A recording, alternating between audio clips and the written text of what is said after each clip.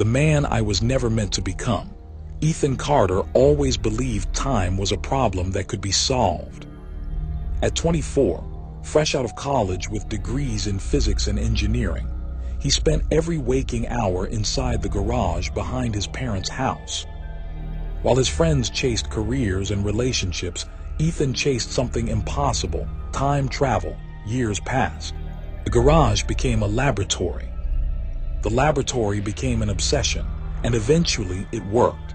The machine looked nothing like the movies. No glowing blue portals, no spinning vortexes. Just a ring of black metal surrounding a steel chair covered in wires. When Ethan activated it, the air began to scream. The lights exploded. Every clock in the room spun wildly. Then everything went dark. For a moment, he felt his body being stretched infinitely thin. Like every cell in his body was being pulled through a needle. Then, silence. He opened his eyes. The garage was gone. Standing before him was a massive glass skyscraper. The building stretched into the clouds. Its logo covered the entire front: Carter Industries. His heart nearly stopped. His name, his company, his future. People in expensive suits rushed around him. Self-driving vehicles moved silently through the streets.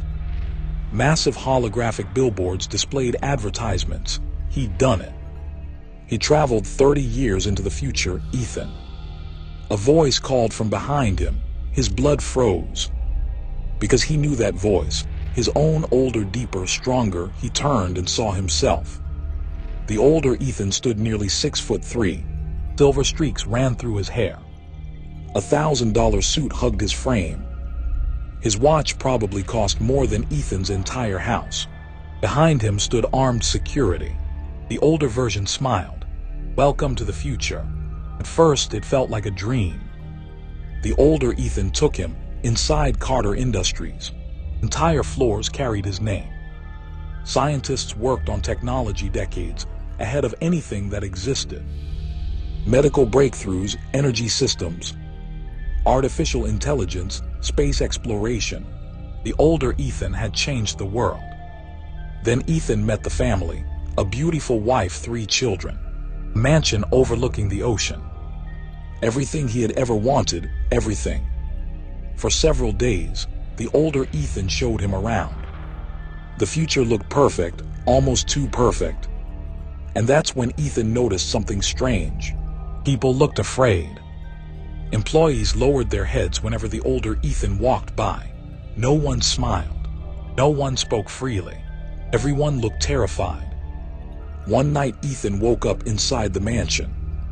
A scream echoed through the halls, a human scream, not from outside, from beneath the house.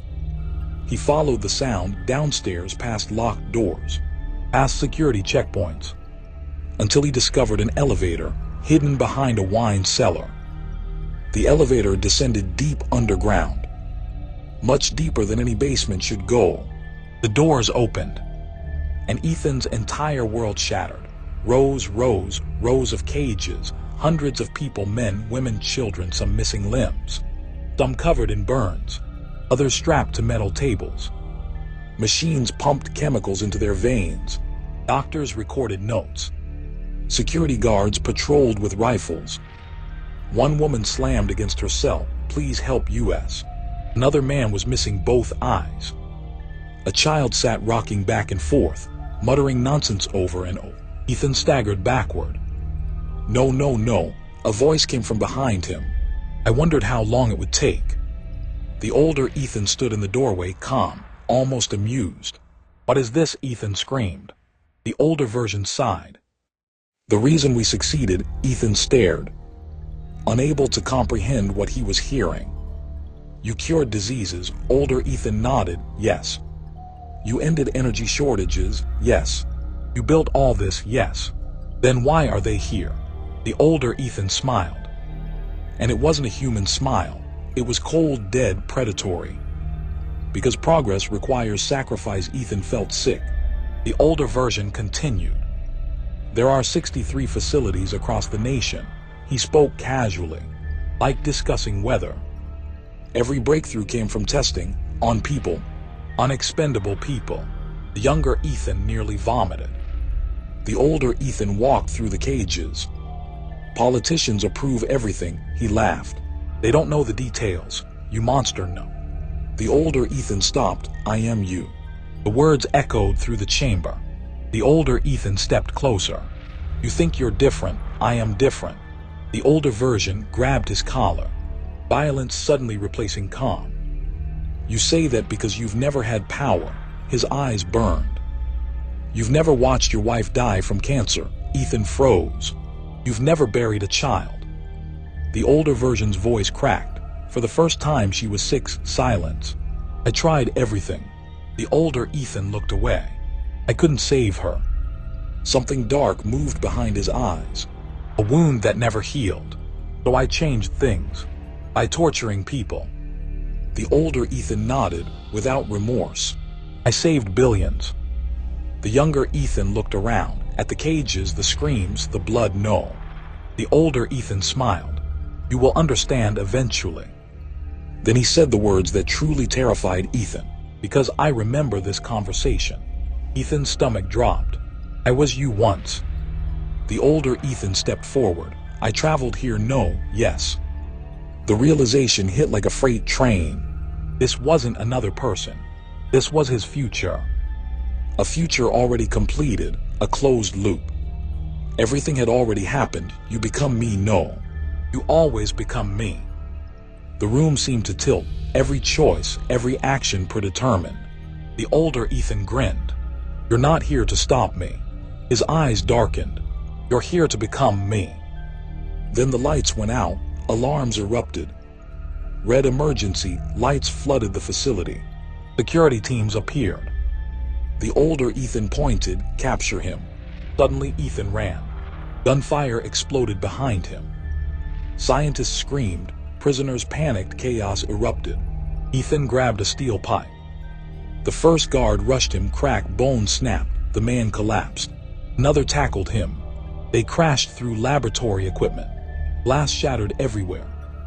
The younger Ethan fought like a cornered animal, driven by pure terror, pure rage. Bodies piled behind him. Blood covered the floor.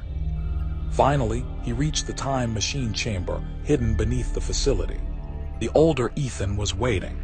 Of course he was. I knew you'd come. The room sealed shut, no escape, no help. Just two versions of the same man. The battle began, metal rods, broken machinery, bare fists. The older Ethan was stronger, bigger, more experienced. But younger Ethan had something the older version lost years ago, hope. The fight lasted nearly 20 minutes, brutal, savage, bones cracked, teeth shattered. Blood painted the walls. The older Ethan slammed him into the machine. You can't change destiny. Ethan grabbed a loose power cable. Thousands of volts surged through the older version. A future Ethan screamed. His body convulsed. Then the machine activated. A vortex erupted. The older Ethan was dragged toward it. For the first time, fear appeared on his face, no. The younger Ethan stared, no more cages. The future Ethan disappeared into the vortex, gone, erased. The timeline shattered, and Ethan activated the machine. The journey home felt wrong, much worse than before. Reality screamed around him. He saw glimpses, thousands of timelines, millions of possibilities, worlds colliding, histories breaking, people vanishing, then darkness. Complete darkness. When he opened his eyes, he was home, or at least, it looked like home. His street existed, his house existed, his parents existed. But something felt wrong, subtly wrong. The sky seemed darker. People stared too long. Televisions displayed symbols he'd never seen. History books contained events he didn't remember. Presidents he'd never heard of. Wars that never happened. Countries with different borders. The paradox had changed everything. One night Ethan searched for Carter Industries. His blood froze. It still existed. Not in 30 years, today, right now. Founded 10 years before he was even born. Impossible, terrifying. He clicked the company founder's photograph. The screen loaded. Ethan's hands began shaking. Because staring back at him, was himself older, smiling. And beneath the picture was a single quote. A quote that had never existed before. Time always finds a way. Then his phone rang, unknown number. Slowly he answered. A familiar voice whispered from the other side, his own voice. Did you really think you won? The call disconnected, and somewhere outside his window, something that looked exactly like him was standing in the dark.